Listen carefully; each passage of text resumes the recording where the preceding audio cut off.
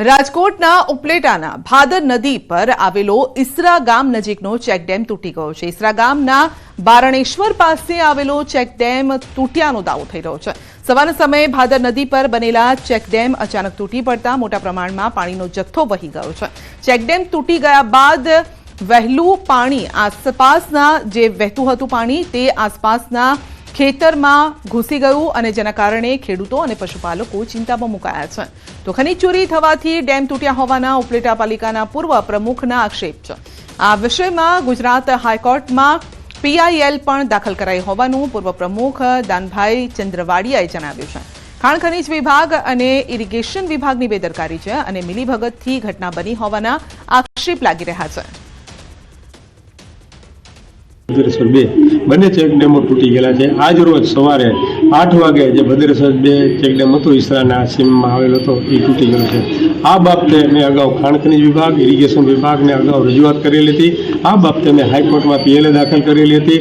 આજ એ case pending છે ત્યારે કોઈ ખેડૂતોને આ બાબતમાં કોઈ ગંભીરતા નહોતી લીધી। આજ ચોક્કસ બધા ખેડૂતોને અફસોસ થાય છે, પસ્તાવો થાય છે કે આ બંને ચેકડેમ તૂટી જવાને કારણે ખેડૂતો આ પાણી જતું રહ્યું હિસાબે પાયમાલ થઈ શકે અને પાણી જે કંઈ અગાઉ ઓરવણામાં ઉપયોગમાં આવતો તો આજ વખતે આ પાણી જતું રહેવાથી ઉપયોગમાં નહીં આવે।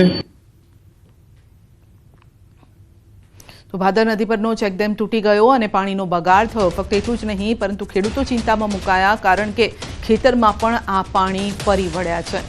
હાલ હવે ઉનાળાની શરૂઆત પણ થઈ ચૂકી છે ત્યારે પાણીની તાતી જરૂરિયાત હોય છે પરંતુ તેની સામે અહીં પાણીનો બગાડ થઈ રહ્યો છે। જામનગરના દરિયાકાંઠા વિસ્તારમાં આવેલા જોડિયા પંથકના લીંબુડા ગામના ખેડૂતોએ ઉનાળુ સિંચાઈ માટે આગોતરું આયોજન કર્યું છે। ખેડૂતોએ એકત્ર સરકારમાં નાણાં ભરી ગામના તળાવ ભર્યા તો સિંચાઈ અને સૌની યોજનાના ડેમનું પાણી ગામના તળાવમાં ભરી દીધું। ગામનું તળાવ ભરી ખેડૂતોએ ઉનાળુ વાવેતરનું આયોજન કર્યું છે। તો ખેડૂતોના આ પગલાથી વાવેતરની આ સિઝન દરમિયાન સિંચાઈ માટે પાણીની તંગી ન સર્જાય તે તળમાં પણ લીલાશ રહેશે અને જળસંકટ ન સર્જાય તે માટે આગોતરું આયોજન કરી અન્ય ગામોને પણ ખેડૂતોએ રાહ ચીંધી છે। ગામના તળાવ બધા ભરાઈ ગયા છે। લીંબેશ્વર તળાવનું તો ગામને પિયત માટેનું સારું છે, પીવા માટેનું ગામ તળાવ સાચું થઈ ગયું છે ને ઢોરને બધાને પાણી પીવામાં ઉનાળે હાવ તકલીફ નહીં પડે। તે પછી ગામ લોકોને હાવ ને પીવામાં કોઈ નળમાં કાતે ને કોઈ તકલીફ નહીં પડે। અમારે અહીં દરિયાકાંઠાનું ગામ હોવાથી 70% ભૂગર્ભનું જળ ખારું હોય। આ પાણીના આવવાથી શિયાળુ અને અત્યારે હવે ઉનાળો તો ઉનાળુ વાવેતર પણ ખેડૂતો માટે ખૂબ જ આશીર્વાદરૂપ થશે। ખાસ કરીને લીંબુડા ગામની 75 થી 80% જમીન આ તળાવ પિયતથી ઉપયોગમાં લેવાય છે અને મોસ્ટ ઓફ આ એરિયાની ખાસી એવી જમીનને આ તળાવ ભરવાથી નવા વાવેતર થશે। અમારે જેઠ મહિના લગી આવતા પિયતમાં પણ કદાચ વાવેતર થઈ શકે। આ 3 તળાવ ભરાઈ ગયા છે અને વધઘટ પાણી પછી જો અમને પાછું સરકાર આપે વૈશાખ મહિનામાં તો અમારે 2 સિઝનનું પાણી થઈ જાય, ચોમાસું ને ઉનાળાનું।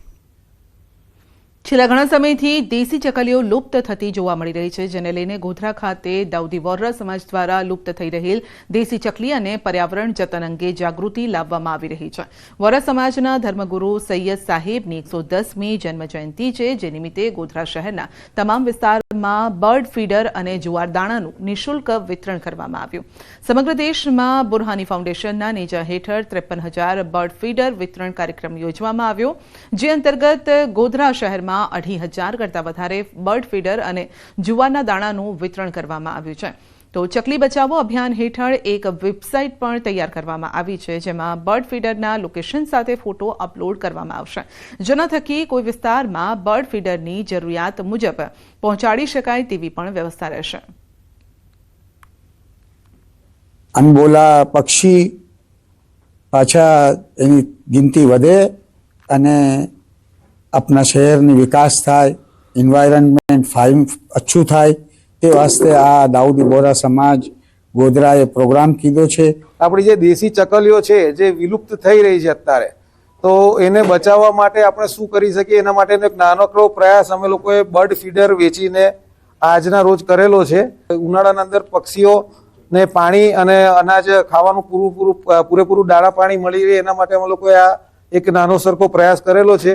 સેવ અવર સ્પેરોઝ અને બીજા પક્ષીઓને બચાવવા માટે પર્યાવરણની જાળવણી માટે શ્રી વોરા સમાજ તરફથી જે પ્રશંસનીય કામગીરી થઈ રહી છે તે અમારા શ્રી રામનગર સોસાયટીમાં આજે એ લોકોના કાર્યકરો હાજર રહીને અમારા સોસાયટીના દરેક સભ્યને અને આજુબાજુના જેને આ પ્રક્રિયામાં રસ છે તેમને કીટનું વિતરણ કર્યું ફ્રીલી. પક્ષી બચાવો ચકલી બચાવો અભિયાન અંતર્ગત ચકલીઓની સુખાકારી માટે અને ચકલીઓ વિલુપ્ત થતી બચે એના માટે ગોધરાના વોરા સમાજ દ્વારા તથા ઇન્ટરનેશનલ સૈયદના જે ગાર્ડ સંસ્થા છે તેના દ્વારા આજે